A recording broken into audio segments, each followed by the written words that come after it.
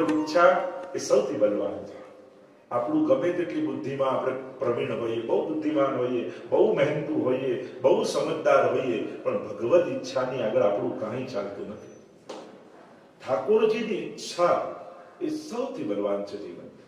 અને જે ભગવાન પર ભરોસો રાખે છે, ઠાકોરજી એનું સર્વનું સિદ્ધ કરે છે.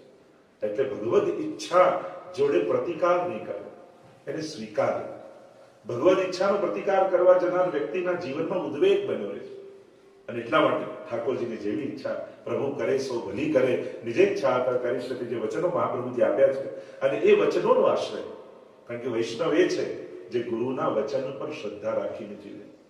આપણા સર્વના ગુરુ શ્રી મહાપ્રભુજી, અને એમણે 16 ગ્રંથ હોય, સુબોધનીજી હોય, જે ગ્રંથોમાં આપશ્રીએ જે વચનો કહ્યા છે, આપણે સતત વિચારવું કે શું એ વચનોને આધારે હું જીવું છું.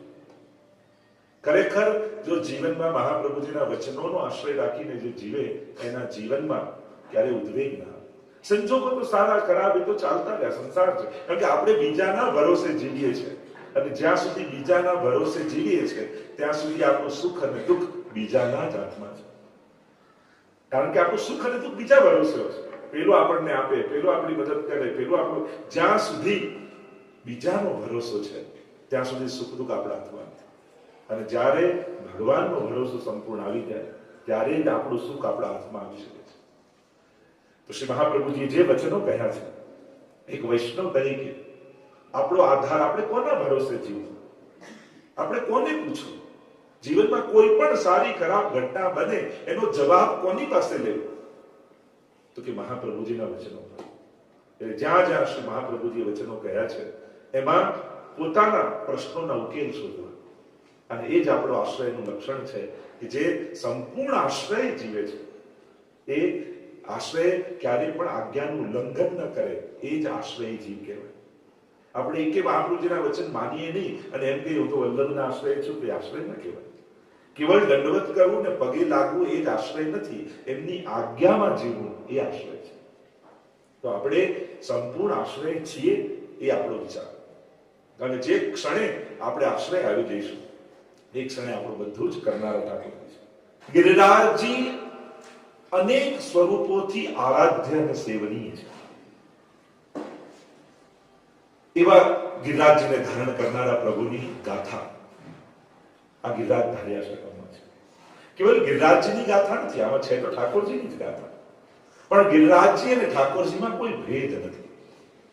આ પાંચે તત્વોમાં ક્યારેય પણ ભેદ બુદ્ધિ જીવે રાખવી નહીં. કોઈકમાં, કોઈક સ્વરૂપમાં આસક્તિ અધિક હોય એને કારણે બીજાને ન્યૂન્ય નહીં માનવા, પણ એ જ આસક્તિના સ્વરૂપને દરેકમાં જોવા. આ વિવેક છે. તો અહીંયા ગાથા તો ઠાકોરજીની છે, પણ એ ગાથામાં ઠાકોરજીને ગિરિરાજ ધારી ગયા છે. ત્રણ વસ્તુ પ્રભુએ ધારણ કરી અને આ ત્રણ નામથી પ્રભુ પ્રસિદ્ધ થયા. યા ત્રણ સ્વરૂપથી પ્રભુ પ્રસિદ્ધ થયા, જે વિશેષ રૂપે જગતભરમાં કૃષ્ણની ઉપાસના કરનારા જીવો, આ કૃષ્ણ ઠાકોરજીએ જે ત્રણ તત્વો ધારણ કર્યા, એ ત્રણેય તત્વોને ધારણ કરનારાથી ઠાકોરજી પ્રસિદ્ધ થયા છે. સૌથી પહેલા આપણા ઠાકોરજી પ્રસિદ્ધ થયા વેણુધારી, વેણુને ધારણ કર્યા. પ્રસિદ્ધ. આપણે બીજું કઈ ચિત્ર દોરીએ ને બીજું કઈ ન દોરો ને, મોરપી છે નામ વેણુ કરો, ખાલી આટલું કરો તો લોકો પૂછો આ કોનું ચિત્ર છે, તો બધા કહે કૃષ્ણનું છે. બીજું કાંઈ નહીં કર્યું, ખાલી મોરપી ને વાછડી મૂકો. એટલે કે વેણુ ઠાકોરજીની પર્યાય થઈ. એમ આપણે ત્યાં દરેકનો એક પર્યાય છે. જેમ અન્ય દેવી દેવતાઓમાં તમે જો ત્રિશુલ છે, ડમરું છે, તો મહાદેવજી છે, ગણપતિજી મુસક હોય તો આપણે ગણપતિજી છે, એ રીતે માતાજીનું શ્રીનું વાત તો આપણે માતાજી. એમ ભગવદ તત્વો ભગવાનના પર્યાય છે. તો આપણે ત્યાં ઠાકોરજીનો આશ્રય તો છે, પણ એની સાથે એમનો કોઈ ધારણ કરેલો શૃંગાર યા તત્વ યા એમની કોઈ ભૂમિ, એમનું સ્થાન, એમની કોઈ પ્રસાદી વસ્તુ, એમની ભોગ ધરેલી ઉચ્છિષ્ટ વસ્તુ, આ બધાનો પણ આશ્રય, એમનું નામ, આ બધું ભગવાન અને ભગવાનને સંલગ્ન જેટલા તત્વો છે એ તત્વોનો આશ્રય કરો તો એ પણ ભગવાન જેવું જ ફળ આપે. આપણી ત્યાંનો વિવેક છે.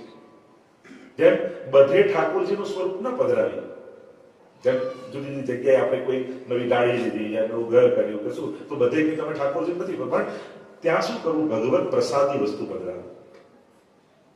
હવે એ મૂર્તિઓ એટલી બધી મળવા લાગી છે કે બધે જ આપણે આગળ રાખીએ, પણ એક ડિગ્નિટી પણ છે કઈ જગ્યાએ ઠાકોરજીનું સ્વરૂપ પધરાવાય અને ક્યાં એમની પ્રસાદી વસ્તુનો ઉપયોગ કરાય. એટલે જે બીજી જગ્યાઓ છે જ્યાં આપણે કોઈ નવું ઘર લીધું હોય તો ત્યાં શરૂઆતમાં કંઈક બહાર મૂકતા હોય તો બહાર ઠાકોરનું સ્વરૂપ ના બદલાવે, ત્યાં ઠાકોરજીનો પ્રસાદી ઉપરનો હોય, પ્રસાદી માલાજી, જેમ ઘણી વાર ગાડી નવી લઈ તો ઠાકોરજીને પોતાને પધરાઈ દેવાની જરૂર ના હોય, પણ ત્યાં ઠાકોરજી પ્રસાદી ઉપરનો ગુરુદેવ ઉડાડેલો હોય, પ્રસાદી માલાથી પધરાઈ દો, પ્રસાદી કંકુથી તમે ચાંદો કરો, સાથીઓ કરો, ટીકો કરો, તો એમાં ભગવાનના આશીર્વાદ આવી ગયા જ કહેવાય. એટલે દરેક જગ્યાએ ઘણી વાર એવું થાય આશીર્વાદ પણ એક વચ્ચે ક્યાંક વિદેશમાં મને બેન મળ્યા હતા, માજી હતા, બહુ મોટી ઉંમરના, એને પગમાં કંઈક વાગી ગયું વસ્તુ, મને બસ અહીંયા જ હાથ અડાડો તો તમારું સારું થઈ જાય. માને કે તમને માથામાં આશીર્વાદ કેટલા, મારે અહીંયા જ ઓપરેશન થયું, અહીંયા જ હાથ અડાડો સારું થાય. બીજું પગમાં કેટલા મારે અહીંયા જ ઠીક થાય.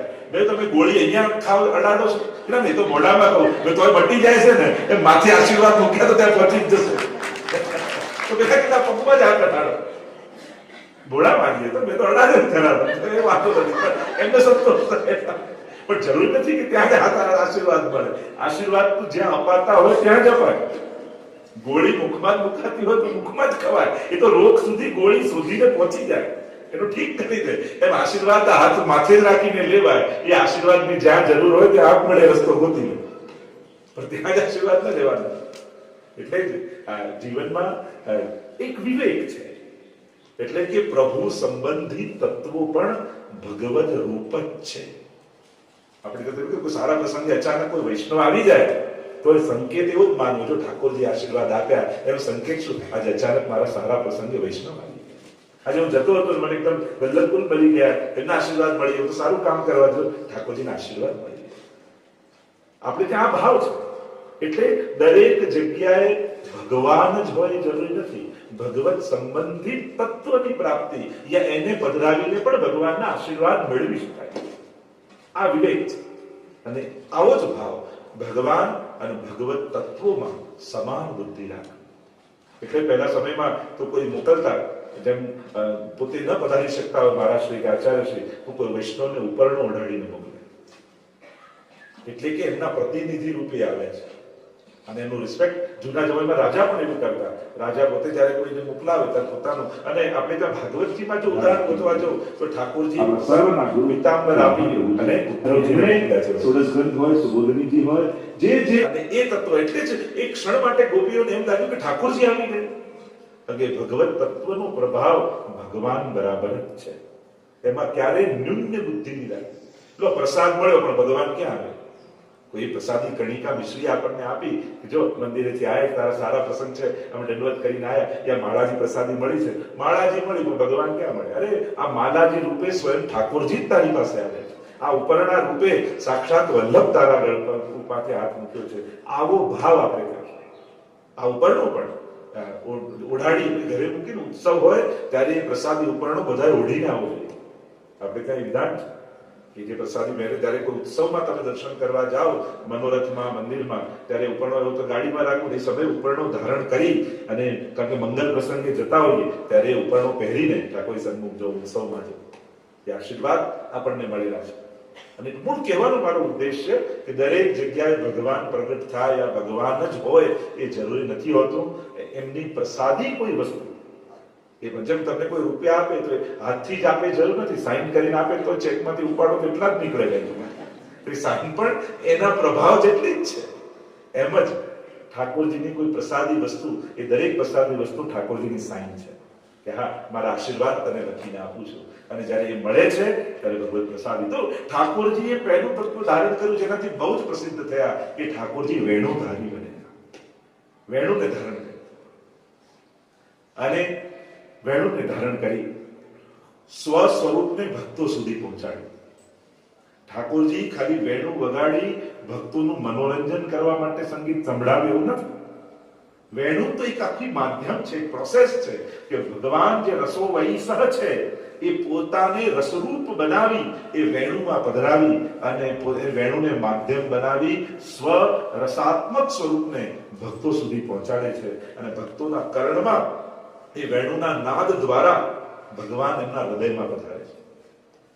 એટલે ભગવાન કેવલ આ સંગીત વગાડીને મનોરંજન ભક્તોનું કરવા માટે વેણુનાદ નથી કરતા, એ તો પોતાનું સ્વસ્વરૂપનું દાન કરવા માટે વેણુનાદ કરે છે. બરહા પીડમ નટવર વપુઃ કર્ણયો કર્ણિકારમ બિભ્રદ્વાંસઃ કનક કપીશમ વૈજયંતિમ ચ માલામ રંદ્રાન વેણોરધર સુદયા પૂરયન ગોપ વૃંદૈ વૃંદારણ્યમ સ્વપદ રમણમ પ્રાવિશદ ગીત કીર્તિ. ઠાકોરજી વેણુ વગાડતા વગાડતા વૃંદાવનમાં પધારી રહ્યા છે અને વેણુનાદ કરતું સ્વરૂપ કૃષ્ણનું સુપ્રસિદ્ધ છે, વિશ્વભરમાં પ્રસિદ્ધ છે. કારણ કે 6 ધર્મરૂપ વેણુ તાકું ધર્મી રૂપ અનેક અનેક ગાથાઓ વેણુ માટે ગવાય છે. તમે વેણુ ગીત નામનો આખો પ્રસંગ, આખો અધ્યાય ભાગવતજીના 10મા સ્કંદમાં છે કે વેણુનાદ દ્વારા કેવો પ્રભાવ વેણુનો વ્રજમાં થાય છે. અને ઠાકોર જ્યારે વેણુ વગાડે છે ત્યારે લતા પતા વૃક્ષો નદીઓ હરણીઓ ગાયો પક્ષીઓ કેવા પ્રભાવ, કેવા રસમગ્ન બની જાય, જાણે સાક્ષાત ભગવાન એમના હૃદયમાં આવીને બિરાજી ગયા હોય એવો અનુભવ એમને થાય છે. આ મૂળમતી હરણીઓ ધન્યા સ્વમૂળમતયો હરિણ્ય એકા યા નંદ નંદન મપાત વિચિત્ર વેશમ આકર્ણ વેણુ રણિતમ સહકૃષ્ણ સારા પૂજામ દધુ વિરચતામ પ્રણયાવલોકૈ. મૂળને પણ જે પ્રેમ શીખવાડી દે એ છે ઠાકોરજીની વેણુ. જે પ્રેમને જાણતો ન હોય, જેની અંદર પ્રેમ તત્વ ન હોય, આ વેણુનો નાદ એની પ્રેમ રૂપ પોતે હરી છે. કારણ કે ભાવ પ્રેમ થાય ને પછી ભગવાન પાસે જવું ના, અરે પ્રેમની મૂર્તિ જ ભગવાન છે. તું એમની પાસે જઈશ તો પ્રેમ આપણે પ્રગટ થશે. એ પ્રેમનો પારસમણી છે ભગવાન છે ને, એ પ્રેમનો પારસમણી છે. જેમ લોખંડને પારસમણી અડે તો સોનું થઈ જાય, એમ જે શુષ્ક જીવ છે, અરસિક જીવ છે, જે નિષ્ઠુર જીવ છે, એને કૃષ્ણ રૂપી પ્રેમનો પારસમણી સ્પર્શે તો એની અંદર પણ પ્રેમ પ્રગટ કરી દેતો હોય છે. પ્રેમ હરિ કો રૂપ है, जो हरि प्रेम स्वरूप एक होय द्वय यो नसे, जो सूरज अरुधु.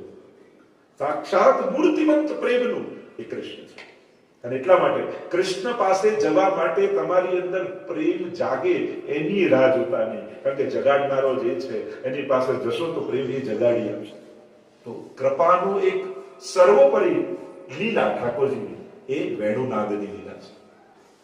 અને એટલા માટે પ્રાય કૃષ્ણને વેણુનાદ કરતા આપણે દર્શન કરીએ છીએ. તો વેણુધારી ઠાકોરજી. બીજા મહાભારતના પ્રસંગોમાં આપણે જોઈએ કે ચક્રધારી ઠાકોરજી, સુદર્શન ચક્રને ચક્ર ધર્યો જનતાપ નિવારણ, આપણે કોઈ પદોમાં પણ અનેક પ્રકારથી ગાઈએ છીએ. તો બીજા પ્રભુ ધારણ કરે છે સુદર્શન ચક્રને. એનું નામ જ છે સુદર્શન, કે જેનું દર્શન સુદર્શન હોય. અને ભક્તોની રક્ષા માટે જ ઠાકોરજી ધરે છે. અને એટલા માટે પ્રભુ ચક્રધારી છે. અને અનેક અનેક તમે પ્રસંગોમાં જુઓ, ભક્તો પર કૃપા કરવા માટે એ તમે જ્યારે અમરીશ રાજાની કથામાં જુઓ છો અને ત્યારે સુદર્શન એમની પાછળ પાછળ દુર્વાસા મુનિની પાછળ દોડે છે અને બચાવવા માટે ભગવાન પાસે જાય છે. અને ત્યારે ભગવાન એમ કહે છે કે જેનો અપરાધ કર્યો છે તને ક્ષમા કરી છે. જ્યાં વિશ્વજીને મારવા ભગવાન દોડે છે, વિશ્વજી કે આ સુદર્શન છે. મૃત્યુ ક્યારે પણ સુંદર ન હોય, પણ ભગવાન મૃત્યુ પણ આપે તો એ પણ સુદર્શન કરનારી. સુદર્શન લાગે ભક્તને એ સુદર્શન. યા જેને જોતા જ માણસનું દર્શન એ સુદર્શન બની જાય. જો દેખાય તો બધાને છે, પણ દરેકનું દર્શન એ સુદર્શન નથી હોતું. જેના થકી ઠાકોરજી જીવની વૃત્તિને બદલી દે એ સુદર્શન. આપણે આપણી બધા પાસે આંખો છે, પણ આપણે બધા જ્યારે કોઈ એક દ્રશ્યને જોઈએ છે ત્યારે બધાને જુદા જુદા ભાવથી એ દ્રશ્ય દેખાય છે. બધા પાસે કાન છે, પણ કોઈ વસ્તુને સાંભળો તો એ દરેકમાં જુદી ફીલિંગ પેદા કરે છે. સંસ્કૃત સાહિત્યમાં ભણવામાં એવું આવતું ના કે હવે સૂર્યાસ્ત થયો એમ એક વ્યક્તિ બોલ્યા અને 10-15 જણા ઉભા હતા, દરેકને જુદો વિચાર. દુકાનવાળાને તો દુકાન બંધ કરવાનો ટાઈમ થઈ ગયો એમ કે છે, હવે સૂરજ આથમ્યો છે. પેલા સંધ્યાવંદન કરનાર બ્રાહ્મણને એમ થયું મારી ત્રીજી સંધ્યાવંદન કરવાનો સમય થઈ ગયો. સ્ત્રીને એમ થયું હવે તો દીવો પ્રગટાવવાનો ટાઈમ થયો, તુલસી ક્યારે. એક જ વાક્ય બોલ્યા, પણ દરેકને પોતાના પ્રમાણે વિચાર આવ્યો.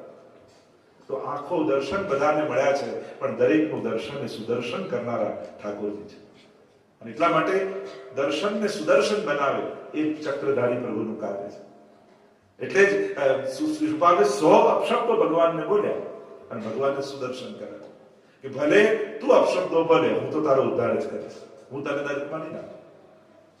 આ દૃષ્ટિ સુદર્શન દૃષ્ટિ છે. આંખો મળી, જીવન મળ્યું, વ્યવસ્થા મળી, સંસાર મળ્યો, પણ સુદર્શન ન હોવાને કારણે બધું જ ક્લેશમય દેખાય છે, બધું જ ઉદ્વેગમય જીવન લાગે છે. કારણ સુદર્શનનો અભાવ છે. આ સત્સંગ એ ભગવાનનું એવું ચક્ર છે જે આપણા દર્શનને સુદર્શન બનાવી દે છે. અને એટલા માટે સત્સંગ આપણને દૃષ્ટિ આપે છે. મહાપ્રભુજી માટે અજ્ઞાન અતિનિદાનદસ્ય જ્ઞાનાંજન શલાકયા, જ્ઞાનનું અંજન મહાપ્રભુજી આજી આપણા દર્શનને સુદર્શન કરી દે છે. દુર્ઘટનામાં પણ કઈ ભગવાનની કૃપાને જોઈ શકો છો કે કુંતાજી જ્યારે જુએ છે કે ઉત્તરાના ગર્ભમાં ભગવાન પ્રવેશી અને સુદર્શન દ્વારા પરીક્ષિતની રક્ષા કરી રહ્યા છે, ત્યારે કુંતાજીને ખબર પડી કે ભગવાન કેવા કૃપાળુ છે, ભક્તોની તો રક્ષા કરે છે, ભક્તોના વંશની પણ રક્ષા કરે છે. એવા ઠાકોરજી કૃપાળુ છે. અને કુંતાજી નિકટ આવીને વંદન કરવા લાગ્યા, સ્તુતિ કરવા લાગ્યા. આવા પ્રભુ કૃપાળુ છે. જ્યારે વિશ્વજીને મારવા દોડ્યા, યુધિતુર ગરજો વિધુમ્ર વિશ્વ વચનવિત શ્રમવારી અલંકૃતાશ્રે, અને વિશ્વજી જ્યારે અર્જુનનો રથ તૂટ્યો અને ભગવાનને આવ્યો ક્રોધ સુદર્શનનું આહ્વાન કરી અને રથનું પૈડું લઈને ભગવાન દોડ્યા છે. પણ એ દર્શન પણ વિશ્વજીને તો ભગવાન કૃપા કરવા આવતા હોય એવા જ થયા છે. અને એટલા માટે ચક્રધારી પ્રભુ. અને ત્રીજા પ્રભુએ જે ધારણ કર્યું જે પ્રસિદ્ધ છે, મમ પ્રભુ શ્રી ગિરિરાજ. અને ત્રીજું તત્વ પ્રભુ જે ધારણ કરે છે એ ગિરિરાજજીને ધારે છે. જે આપણા શ્રીનાથજી શ્રી ગોવર્ધન નાથનું જે સ્વરૂપ છે, પોતાની ટચલી આંગળીમાં ગિરિરાજજીને ધારણ કરી અને સ્વભક્તોને આશ્રયનું દાન કરે. કારણ જ્યારે વિપત્તિઓ ચારે બાજુથી આવે ત્યારે જીવે કોનો આશ્રય કરે, કોના દ્વારા આપણા દુઃખનું નિવારણ થાય? તો ઘણીવાર એમ પણ છે કે આપણા કરતા દુઃખ આવે તો ભગવાનને નહીં કહેવા, પણ તો ભગવાનને નહીં કહે તો જીવ કોને કહેશે? હા, સર્વોચ્ચ ભક્તિની અવસ્થા એ છે કે જે આવ્યું આપણે સહી લઈને ભગવાનને શ્રમ ન કરવો, પણ કદાચ ભગવાનને કહે તો એમાં કોઈ અપરાધ નથી. કારણ ભક્તો અનન્ય આશ્રય કરીને ઠાકોરજીની પાસે બેઠા છે અને પોતાના દિલની વાત એ પ્રભુને નહીં કહે તો કોને કહેશે? અને એટલા માટે અન્યાશ્રય કરતા સકામ ભક્તિ ઉત્તમ છે. પોતાના દુઃખના નિવારણ માટે ગમે ત્યાં ફાંફા મારવા કરતા ઠાકોરજીને કહીને પોતાના દુઃખની નિવૃત્તિ કરવી શ્રેષ્ઠ છે. કારણ કે આપણે એના થયા છીએ તો આપણું સુખ અને દુઃખ એનાથી જુદું નથી. અને એટલા માટે જીવનમાં ક્યારેય કોઈ પણ સંકટ આવે, કોઈ પણ એવી વિપત્તિ જેવી આવે તો બીજે બધે ફાંફા મારવા કરતા ઠાકોરજી પાસે જઈને પોતાના હૃદયની વાત કરે. કારણ કે પ્રભુ પ્રણત ક્લેશ નાશાય ગોવિંદાય, પ્રણત ક્લેશ નાશાય, નમન કરવા માત્રથી એ જીવના ક્લેશનો નાશ કરનારા છે. અને એટલા માટે કદાચ દુઃખ આવ્યું અને ઠાકોરજીને વિનંતી કરી તો એમાં કોઈ અપરાધ નથી કરતો, એમાં કોઈ દોષ નથી. આ વૈષ્ણવનો વિવેક છે. કારણ કે વૈષ્ણવ સાથે જ જોડાયેલું છે ઠાકોરજીનું સુખ અને દુઃખ. અને એટલા માટે જ્યારે મનમાં શાંતિ કરવા માટે ઘણીવાર કહી દેવાથી મન શાંત થતું હોય છે. આ જીવનો સ્વભાવ. ઘણીવાર છે ને આપણે અમુક વસ્તુ મનમાં નથી રાખી શકતા, એમ થાય કે મારું દુઃખ કોને કહું જેથી હળવું થાય. અને માણસ આજના સમયમાં દુઃખ હળવું કરવા જાય ક્યાં? તો લૌકિકમાં કોઈને કહે તો ઉલટાનું લોકો એના પર હસે, લોકો એની વાત કરે, ઉલટાનો એના દુઃખનો પ્રચાર કરે. આપણા ગુરુ અને પ્રભુથી આપણે એમની આગળ નહીં કહીએ તો કોની આગળ જઈને કહીશું? કારણ કે ઠાકોરજી દુઃખ હરતા છે, દુઃખ હરનારા પ્રભુ છે. અને એટલે આપણે કાંઈ કહેવાયું છે, સુખાવસાને ઇદમેવ સારમ, દુઃખાવસાને ઇદમેવ જ્ઞેયમ. સુખ આવ્યું ઇદમેવ સારમ, ઠાકોરજીની કૃપાથી આવ્યું છે. દુઃખાવસાને ઇદમેવ જ્ઞેયમ, દુઃખ આવે ત્યારે ભગવાનને જાણવાની કોશિશ કરે. ઠાકોરજી કેવા કૃપાળુ સ્વભાવના છે, હું એમના શરણમાં રહીશ તો ઠાકોરજી ચોક્કસ મારા દુઃખને હરી લેશે. એ દુઃખ હરતા છે, એ ભક્તોના દુઃખને હરનારા છે. આર્તો જિજ્ઞાસુ અર્થાર્થી જ્ઞાની ચ ભરતર્ષભ. ભગવદ ગીતામાં ભગવાને કહ્યું આ બધા મારા ભક્તો છે. એ ભલે આર્ત ભક્તો હોય, જ્ઞાની હોય, યા આર્તો જિજ્ઞાસુ અર્થાર્થી યા અર્થાર્થી કોઈ મારી પાસે કોઈ સકામ ભક્તિ કોઈ વસ્તુ લેવા માટે આવતો હોય, પણ મારી પાસે આવે છે ને, જે કોઈ પણ ભાવથી ભગવાન પાસે જાય એ બધા ભગવાનના ભક્તો જ છે. કોઈ પણ રીતે ભગવાનની શરણે ગયો એ ભગવાનનો ભક્ત છે. એટલે એવી ગેરસમજ બી ના રાખતા કે જે કંઈ ન માંગે એ જ ભક્ત. ના, જે માંગે પણ ભગવાન સિવાય ક્યાંય ન માંગે એ જ ભગવાનનો ભક્ત. એટલે આપણી તો દરેક વૃત્તિઓ બધી જ લાગણીઓ, કારણ કે સર્વદા સર્વ ભાવે પ્રભુ સાથે જોડાયેલા છે. તો આ દુઃખ પણ એક ભાવ છે, સુખ પણ એક ભાવ છે. આ બધી લાગણીઓ છે ને. આપણે તો બધી જ લાગણીઓ ઠાકોરજીને ધરી. હા, શ્રેષ્ઠ એ છે ભગવદીઓ કે જે ક્યારેય ઠાકોરજીને શ્રમ ન કરાવે, પણ ઠાકોરજીને ભક્તોને દુખીને જોઈને શ્રમ થાય. અને એટલા માટે જીવનમાં એવા જ માર્ગો પસંદ કરવા જેથી આપણી ચિંતા ઠાકોરજીને કરવી ન પડે. અને એટલા માટે જીવનના અંતમાં પણ જપવા યોગ્ય એ જ છે. અને એવી કોઈ ગેરંટી ખરી કે આપણે છેલ્લા ટાઈમમાં આપણને ભગવાન યાદ આવશે? એ તો જેણે આખું જીવન સેવામાં જીવ્યું હોય એને છેલ્લા ટાઈમે પ્રભુ યાદ આવે. જેણે હવેલીમાં કેટલાય કલાકો ગાળ્યા હોય એને હવેલી ઠાકોરજીનું સ્મરણ બન્યું. એવા અમારા ઠાકોરજી છે. મમ પ્રભુ શ્રી ગિરિરાજ ધારી, ગિરિરાજજીને ધરનાર ઠાકોરજી. જયારે કથા તો આપ સૌ જાણો છો, ગિરિરાજ ધારણની જે ઇન્દ્રમાન ભંગનો પ્રસંગ આવે છે ભાગવતજીમાં. કારણ કે પ્રભુનું એક નામ જ છે ને દેવ દમન શ્રી નામ. સર્વ આ જુદા જુદા દેવતાઓ પોતાને ભગવાન માનવા લાગ્યા. ઇન્દ્રને હું ભગવાન, હું દુનિયા ચલાવું છું. વરુણ દેવતાને હું ભગવાન ચલાવું છું. તમે ભાગવતીય દશમ સ્કંદમાં જોશો તો જુદા જુદા દેવતાઓનું દમન ઠાકોરજીએ કર્યું. એટલે શ્રીનાથજીનું નામ પડ્યું દેવ દમન શ્રીનાથ. સામર્થ્ય મળે, પણ સામર્થ્ય કે પદ મળવાથી ભગવાન થઈ જવાતું નથી. ગમે તેટલું સામર્થ્ય આપણે મળ્યું છે, પણ આપણે બધા જ ભગવદ ઈચ્છામાં બંધાયેલા જીવો. અને એટલા માટે જીવનમાં ક્યારેય પણ વૈષ્ણવે કોઈ પણ પ્રકારનો મદ નહીં રાખવો. કારણ કે આ બધું જતા ક્ષણવાર લાગે છે. એટલે કોઈ પણ પ્રકારનો આપણે પ્રભુના દાસ છીએ. એ દાસ પણ જ આપણું સૌથી મોટું ગૌરવ છે. હું ભગવાનનો છું એનાથી મોટી વાત ગૌરવની વૈષ્ણવ માટે બીજી કોઈ ના હોય. હું આનો આપણે પદનું નામ આપીએ, આપણે ડિગ્રીનું નામ આપીએ, આપણે ધનનું નામ, જુદા જુદા નામો આપી આપણે આપણી જાતને પ્રતિષ્ઠિત કરવાની કોશિશ કરતા હોય કે એનાથી હું મહાન છું. કે જે વસ્તુ પોતે નાશવંત હોય એનાથી કોઈ શાશ્વત રીતે મહાન કેમ બની શકે? આપણે નાશવંત વસ્તુના ટેકાઓ આપણા વ્યક્તિત્વને આપી મોટા બનવાના પ્રયાસ કરીએ. પણ નાશવંત વસ્તુથી માણસ મોટો બની શકતો નથી. શાશ્વત શું છે? હું પ્રભુનો દાસ છું.